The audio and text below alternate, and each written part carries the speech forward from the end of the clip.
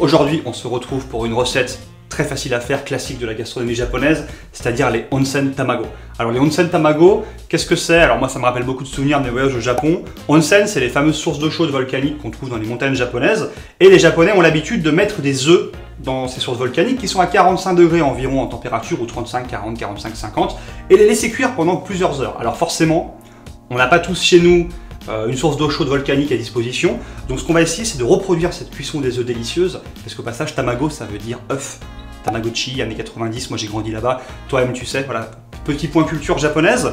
Alors pour cette recette, il vous faudra 2 œufs, du mirin, de la sauce soja, du dashi, un peu de ciboulette, du sésame et de l'eau.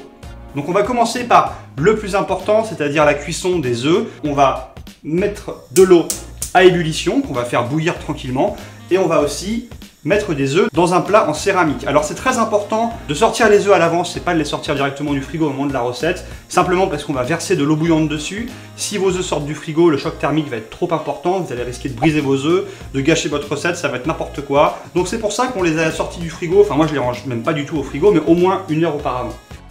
Alors maintenant que votre eau est arrivée à ébullition, c'est très facile, vous allez recouvrir, attention c'est très chaud, vos œufs complètement, alors d'où l'intérêt de ne pas avoir les œufs sortis du frigo, hein, sinon ça va complètement faire exploser vos œufs.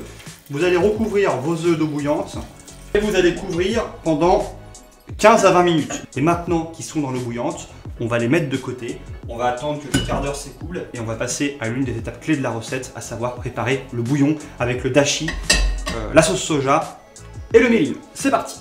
Pour le bouillon, c'est très facile, on avait nos 20 centilitres d'eau, donc 10 centilitres par eau, qu'on va mettre dans une casserole. Casserole, donc voilà, vous allez voir, ça va sentir très bon, ça va être très facile. On ajoute le bouillon de dashi. Donc l'idée, ça va être de le délayer dans l'eau un peu chaude. Les ingrédients, la sauce soja, donc 2 cuillères à soupe pour 2 œufs. Le mirin, le fameux vin sucré.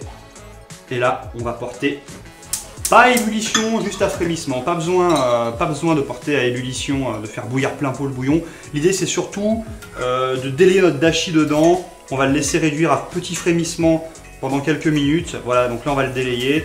Et d'ici 3, 4, 5 minutes, ce sera prêt. Alors, normalement, les œufs sont parfaitement cuits. Ça fait 17-18 minutes là qu'ils sont tranquillement dans l'eau. On va les sortir délicatement de l'eau. On va les mettre dans un plat à part. Et ensuite, on va les casser dans un petit bol individuel. Et vous allez voir, la magie va s'opérer.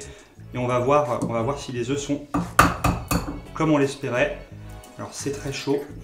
Et voilà, donc là, c'est merveilleux. La cuisson est parfaite. Vous voyez, vous avez le blanc qui n'est pas cru, mais complètement soyeux. Alors, je ne sais pas si on s'en rend bien compte sur la vidéo. Mais voilà, le blanc n'est pas cru, mais complètement soyeux. C'est-à-dire qu'il est tout translucide, tout nacré. Voilà, nacré, c'est le mot que je cherchais.